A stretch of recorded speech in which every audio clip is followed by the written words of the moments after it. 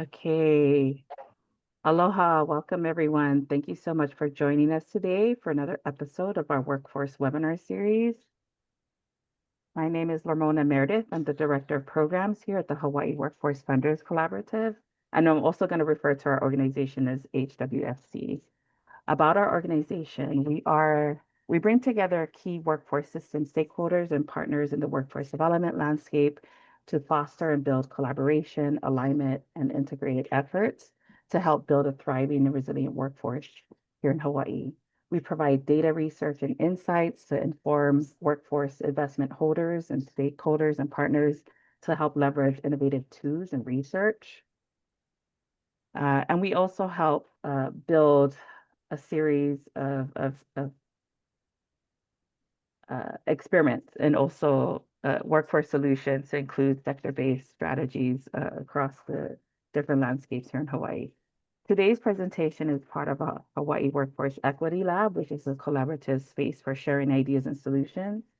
This session highlights the incredible work our stakeholders and partners are doing across the industries to strengthen and expand workforce opportunities in all sectors here in Hawaii. It's my absolute privilege and a pleasure to introduce to you today's presenter. Her name is Elia Herman, a friend and colleague that I've been working with on special projects in Hawaii over the past few years. Elia is currently the Special Projects Officer for External Affairs at Kupu, and she also convenes the Hawaii Natural Resources Sector Partnership with Kupu, which she'll talk about and is the focus of our presentation today. She's also the Director of Advocacy at the Hawaiʻi Foodbank. With more than 2 decades of experience in conservation and sustainability, Elia has guided initiatives both in Hawaii and across the nation and in the world, ranging from managing marine initiatives and programs at the state level to influencing policy at Washington, D.C. Her work has also included collaborations with the National Geographic, the University of Hawaii, the state of Hawaii's DLNR, and others on research, education, and environmental initiatives. So today, Elia will be talking about the Natural Resource Sector Partnership, which is currently building and strengthening Hawaii's natural resources workforce and careers through collaboration across the state. But before I turn over the time to Elia, please go ahead and introduce yourselves verbally or throughout the chat. Drop your name, the hat that you're wearing today, the organization or the community you're coming from and representing. Then also I want to share a few housekeeping reminders. We are recording this webinar for educational purposes so that we can share that out in a follow-up email. We'd love for you to provide feedback following the webinar and this session. So I'll also share the link to our survey in that email. And throughout the presentation, kindly mute yourselves and Elia will let us know when it's time for questions and answers. Over to you, Elia. Mahalo. Thank you so much. That was a really nice introduction. You made me blush a little, so I appreciate it. And I think we've actually been working together now almost like 10 years. Not just a couple years, on and off. We seem to always find our way back to each other. So I'm so happy to be here and be able to share today about the Natural Resources Sector Partnership and the work that we've been doing. And yeah, would love if people can put their sort of names and affiliations in the chat. Would love to know who I'm talking with. And also because we have a small group, really, we'll have time for questions in the end, but I am happy to pause at any point to answer any questions. So, I would love for this to also be like a little bit more of a conversation if things come up as I'm sharing. So, whether it's hand raising or putting stuff in the chat or, just general, I got something to say, please hop in at any point. And yeah, so with that, I will get started. Let me see, let me go to present.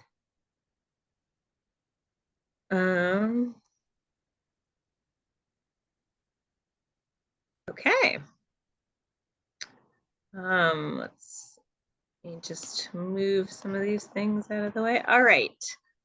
So as Mona mentioned, today we'll be talking about the Natural Resources Sector Partnership, which has been really grateful how Oli Maloa has been an amazing funder. We also had some long-term funding from Pisces Foundation, and then the state of Hawaii through Governor Ige's Gear Award for Education and Innovation really allowed us to launch this opportunity and this partnership in the beginning. So really grateful for everyone who has made this possible, as well, of course, of Kupu, who has been supportive all along the way as well.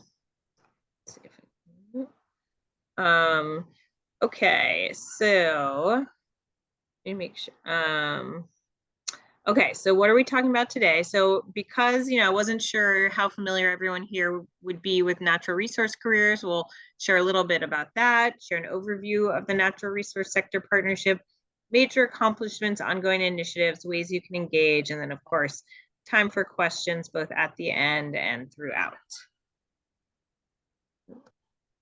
Okay, so what are natural resource careers? So I have a little video to get us started. I think the sound should work. Have you ever wondered what it could mean to have a career in conservation? It takes every single skill set and relies on all different kinds of people in all different kinds of careers to malama aina, to care for this place we call home. Hike across the mountaintops to deep within the forests, surveying and researching, removing invasive species and planting and repopulating natives, work at a fish pond, or dive and explore the ocean and its inhabitants. Be in the lab as a scientist. Take to the sky, make maps, use drones, develop innovative tools and technologies. Use your skills as a hunter or a fisher. Become a CEO, a lawyer, a policymaker, work as a conservation enforcement officer or an educator, as a grant writer or a fundraiser. Be an advocate, an artist, a filmmaker, or photographer. Whatever your passion, whatever your talent, there is a career in conservation for you. The journey can take you to many places, meet and work with all kinds of people, and give you opportunities and life-changing experiences. Be the difference in caring for all that makes this place our home.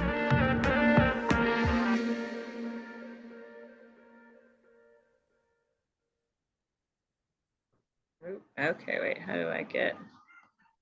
Sorry, let me.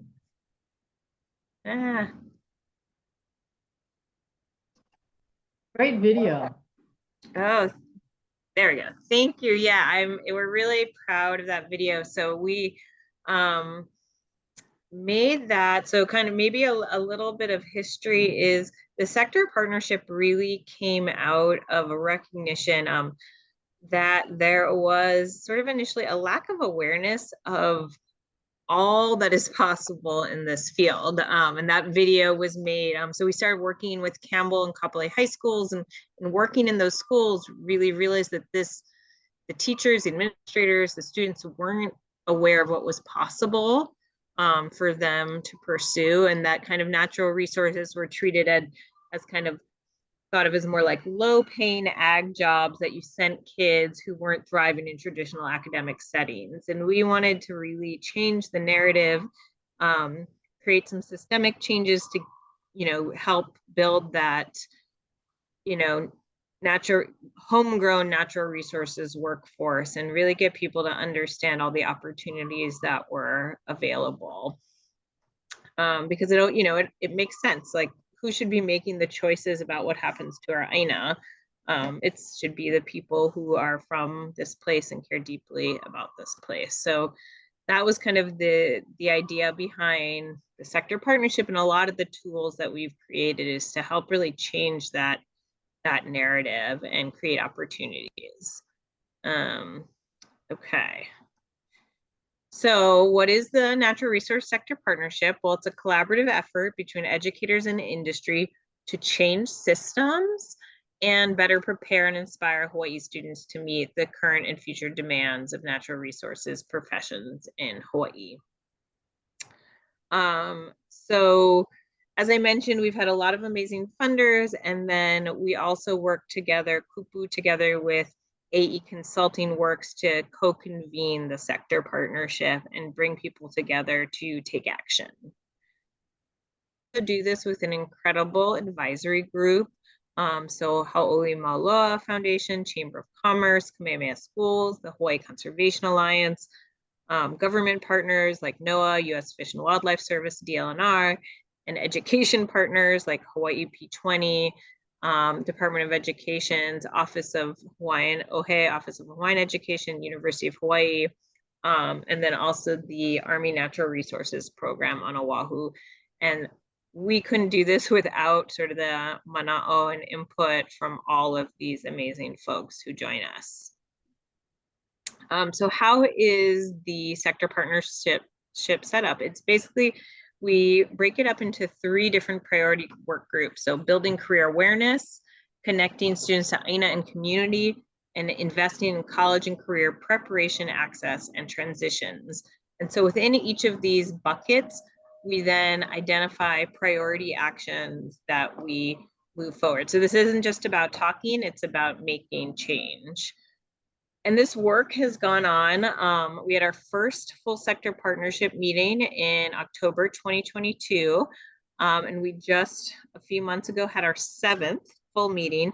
And in between that, we are meeting with the advisory group. We're having meetings around these priority areas. We're having focus group meetings. So this work is kind of ongoing. We're convening educators to help identify what they need in particular. And then prior to the launch in October, there was a lot of planning, discussion, research that took place to lead up to that official launch. So what does this look like in the numbers? For career awareness, we've had 5 work group meetings, 5 also for connecting community, and 4 around college and career prep access and transitions, but then a lot around these focus groups, especially the 2-year natural resource environmental management focus group. And this doesn't even include the smaller meetings that we're having, more one-on-ones all the time as well. Okay, so just want to share some of the major accomplishments we've had to date.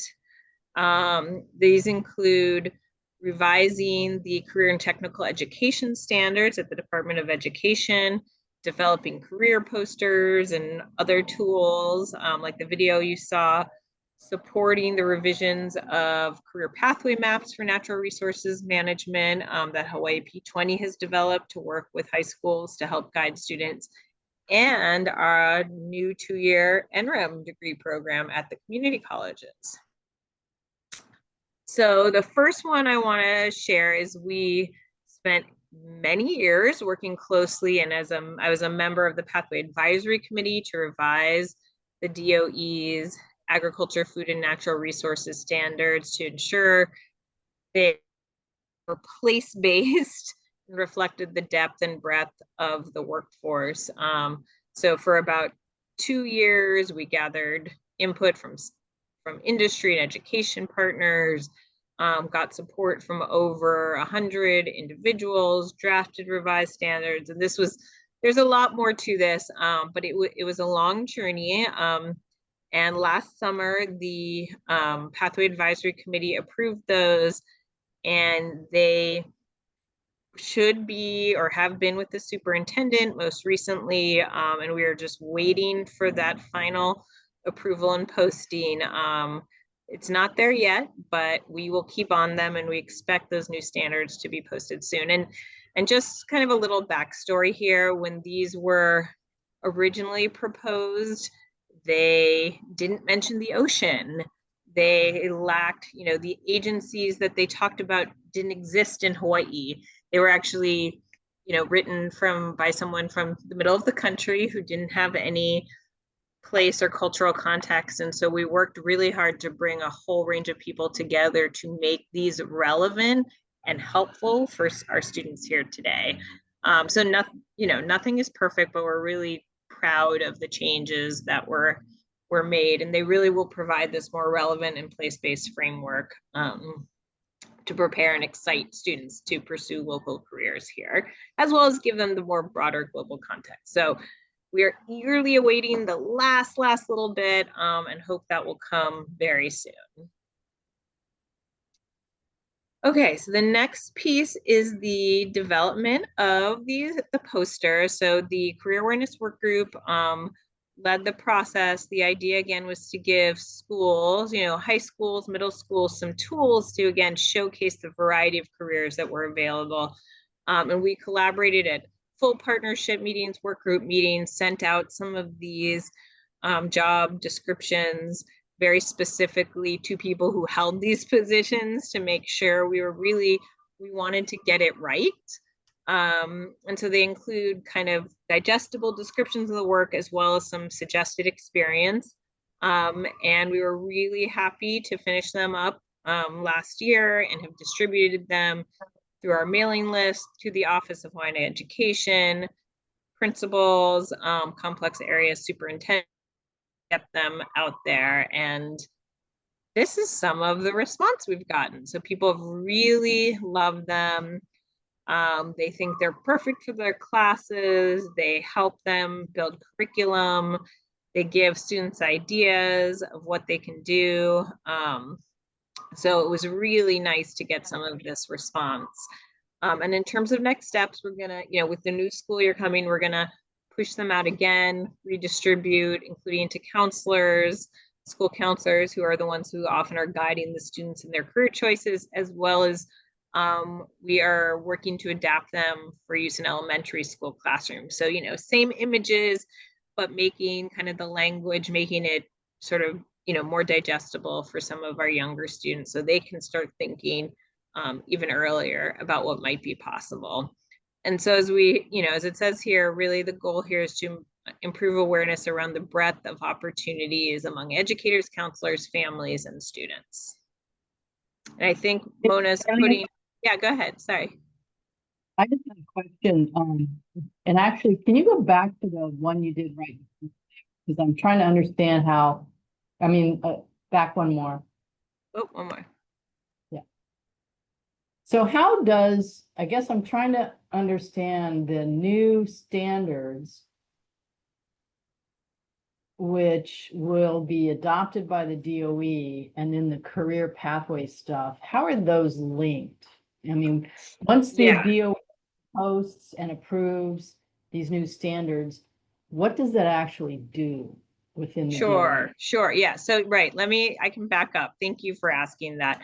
So the way the DOE has moved is that most, if not all students, depending on the school, they have to pick a career pathway. So they take English, they take science, they take history, but they also kind of one of the strands they take are a particular what's called program of study within a career pathway.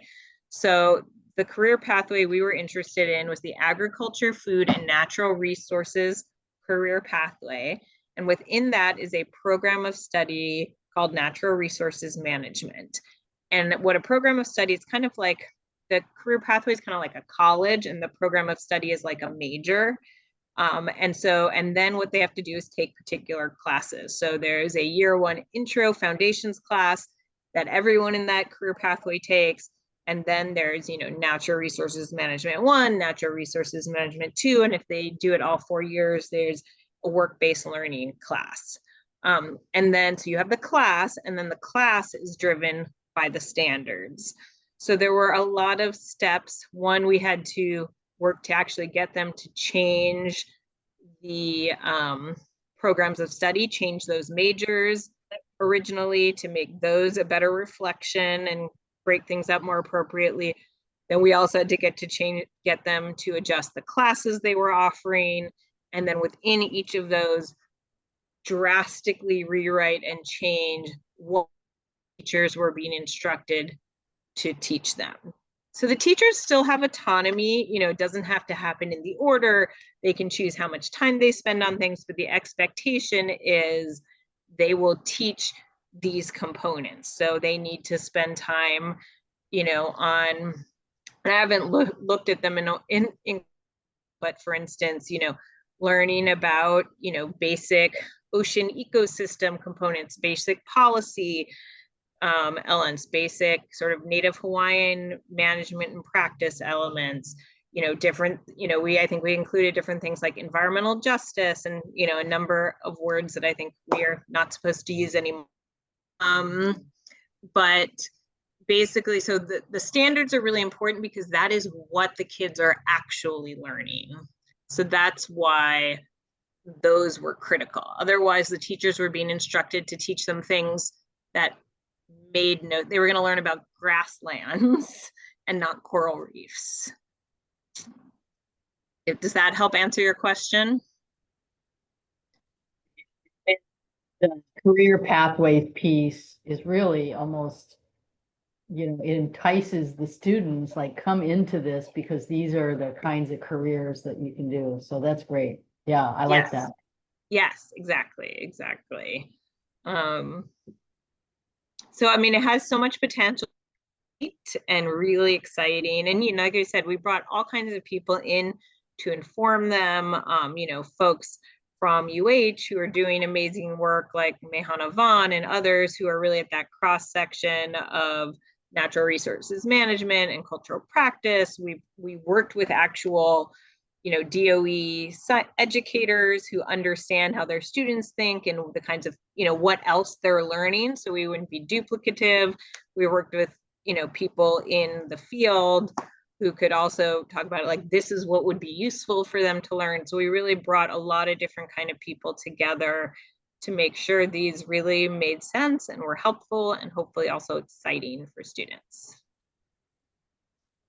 And to be honest, it says 2022 to 2023, but this process actually started back in 2020. So it has been a much longer journey than I had expected or hoped, but here we are. I was just gonna say the links are in the chat to the careers posters that Elia had mentioned, as well as the link tree that has a lot more resources in depth. And hopefully soon we'll be able to share the link to the new career pathways and standards. So basically the DOE was made the choice to redo all of their career pathways and go through a process. We were just a lot more engaged, I'll say, than the other pathways. Be one of the greatest opportunities you're ever going to see.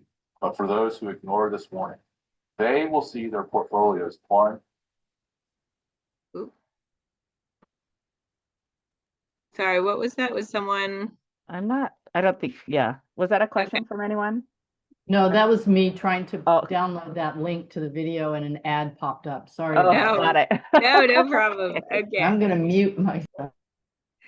Thanks. Okay. Okay, so the next piece, actually, and this builds right off of the career pathway and program of study work, is that, again, looking at DOE career pathways, Hawaiʻi P20, which is housed at UH, and they are really about building college opportunities and kind of bridging that gap between high schools and college and career pathways. They've been making these career pathway maps, and the general website is in the corner there, hawaiicareerpathways.org. And then Mona can link specifically to the natural resources management one. But these map to these career pathways. So there's, you know, a food systems one and a, you know, all of the different ones. And we, again, worked specifically to help inform the map for natural resources management. So what are the trainings and certifications, community college majors, university majors that should be listed? So again, it was really work to shift it so that, you know, it included a lot of what was left out before, a lot more of the Hawaiian studies components, marine option programs, a number of things that maybe hadn't been originally considered were included. And then we removed some of the more ag focused elements because those fit under the food systems or ag and food production business programs of study. So again, we worked to make sure it was clear, relevant, and accurate for students in that field. And it really is, it's a great tool to help, you know, counselors in particular provide guidance to their students as they try to navigate all the different kind of on-ramps and off-ramps as they look at careers. And then our probably biggest accomplishment was we basically, through our college and career preparation access and transitions work group, identified that the absence of a 2-year NREM program in the community college system was a barrier for local students. So in 2004, Hauʻoli Maloa Foundation published their update to the Green Jobs Report and found that natural resources management was the most highly desired college major among natural resource employers. But as you can see in the table, there's this big gap. There's no associate's degree available. So we, and even before this report came out, because this had been brought up as an issue through some of our partners, we started to take a look at this, and we brought together the UH Community College System Office, the subject area faculty and champions by campus, UH Manoa NREM faculty, again, Hawaii P20, and industry and community champions to look at what might this look like.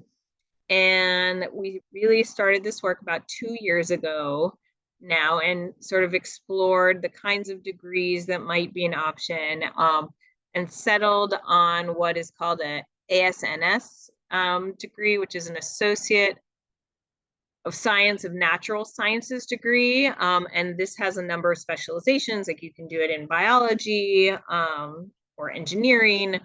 And so the experts, we are really the conveners and sort of the catalyst, but the experts sort of recognize that this would probably be the easiest way to go, and to create a specific NREM degree program so students could see that.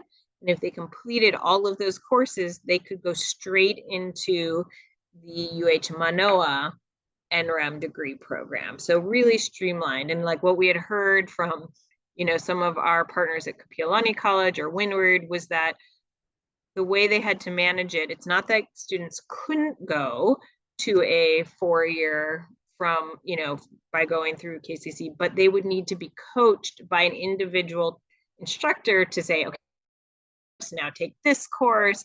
And it really wasn't tenable. And we actually have these testimonials from students, some of them, a lot of them Native Hawaiian first-year college students who they lost their scholarships because it took them too long to finish the coursework they needed.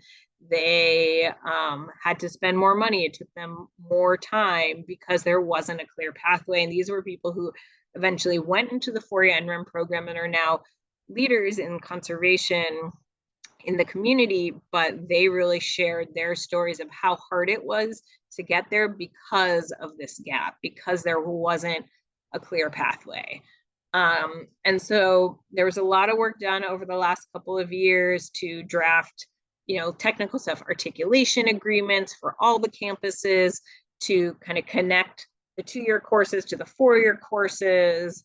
Again, we work to really garner broad support from educators, professionals, community partners. And in the fall, this was proposed to start at Kapiolani and Windward. And it was, again, it's never as simple as it looks in this timeline, but it was approved.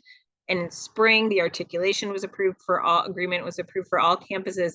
And so right now, students can enroll in this degree program at Kapiolani and Windward. And it is really, really exciting. And it's just, our hope is that it'll be a game changer, and that students will see that there's sort of an easy way to get into this. It'll be a great tool for promoting these kinds of educational opportunities and jobs. So the next, and I think I have this in the next slide, the next steps are just we're going to do a lot of work around awareness building, advertisement, recruitment, because we want, we know it'll take some time, but we obviously want to demonstrate the interest, and that's going to come with a lot of awareness building. And then we also, over time, as they're ready, we want to work with additional campuses to offer the degree program as well. So like I said, it's really going to provide a clear, more accessible path for high school students to access, move from the UH community colleges to Manoa in a streamlined sort of clear way and grow our local natural resource talent pool.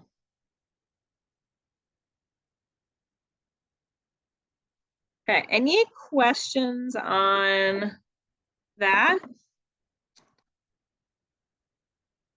Okay. So, and then I just wanted to share a little more about some of the work we're kind of continuing. And I mean, really all of this we're also continuing to support, but those had some milestones associated with them in terms of completion. But there is a number of other things we're also doing. And sorry, these slides have just way too many words on them, but you can look at them and read them more closely later. But you know, another thing that was identified, again, was the difficulty in accessing government jobs for local candidates. And we had a lot of conversations about why that is and what those barriers are and how we might be able to address them. And at the same time, you know, DLNR is a really strong partner. We found that the DLNR personnel office had started work on a pilot program to improve accessibility of their jobs. And I actually worked at DLNR for over 6 years before joining Kupu. So this was very close to my heart and I had experienced, and I think a lot of, there's a lot of experience around, you know, how hard it is to recruit for state jobs. You know, it all goes through this black box of DHERD and it takes a long time. And the folks working at DHERD don't necessarily know, you know, that's a great tool for hiring, you know, administrative positions that are pretty uniform no matter where they work. But for some of these much more specific, like, you know, DLNR, for example, specific programs, it just doesn't make sense. So what the personnel office is doing is trying to take those delegated DLNR specific positions and recruit for them directly. So instead of a generic kind of aquatic biologist posting, which really isn't, you know, what does the aquatic biologist, are they going to work with marine mammals or coral or, you know, in streams? You know, those are really different skill sets that folks at DHERD would have no way of being able to sort through. And then the timeline means that by the time someone gets offered a job, you know, they've usually taken something else. So they shared about their pilot in the February meeting, and there's 167 total delegated recruitments so far. So about 15% of all positions, 15 classes of work across 14 divisions. And by doing this, they've improved efficiency. They have more eligible candidates that actually match what the job needs. And they've been able to provide a lot more information up front about what those jobs are. The divisions can now do their own outreach, and it's just sped up the process for posting and reviewing applications. So this is still early days. They're continuing to learn, but this is, to me, I mean, this is what we dreamed about when I worked at DLNR.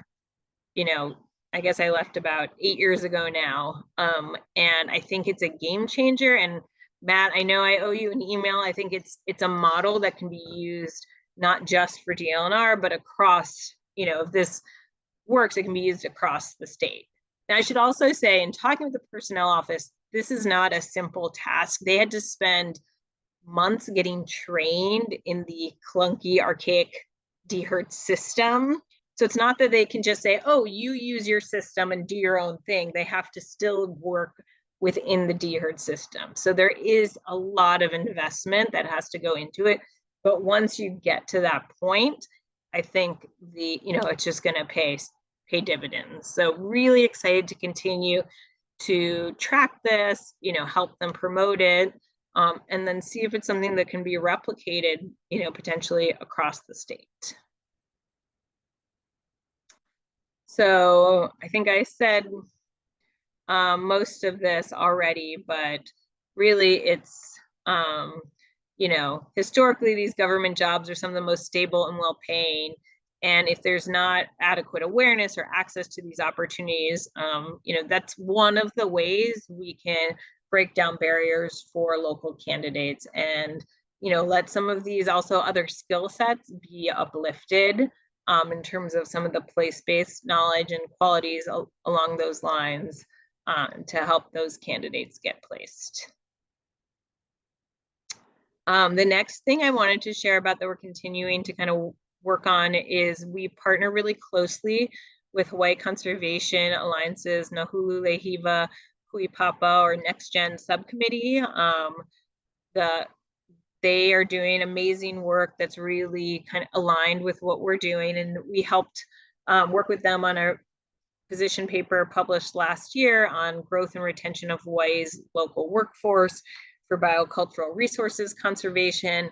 And we're continuing to work with them on some of the actions coming out of the position paper around compensation, training and access, and position requirements.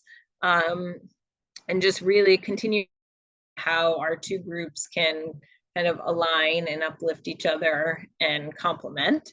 And the next step is the plenary at the Hawaii Conservation Conference. Gosh, in 2 weeks, next week. Maybe it's even next week. I should probably know that. But it's July 23rd at 10:30, and a number of folks on this call will be on there. We're going to be hearing from some next gen voices about conservation work in Hawaii, and also we'll share a little bit about the sector partnership, about the Nahulu subcommittee, and Matt is going to be guiding us on this conversation. So really looking forward to that. If anyone is able to attend, we'd love to see you there. We are also working with PIPES, the Pacific Internship Program for Exploring Sciences at Hilo, and they have done some incredible work.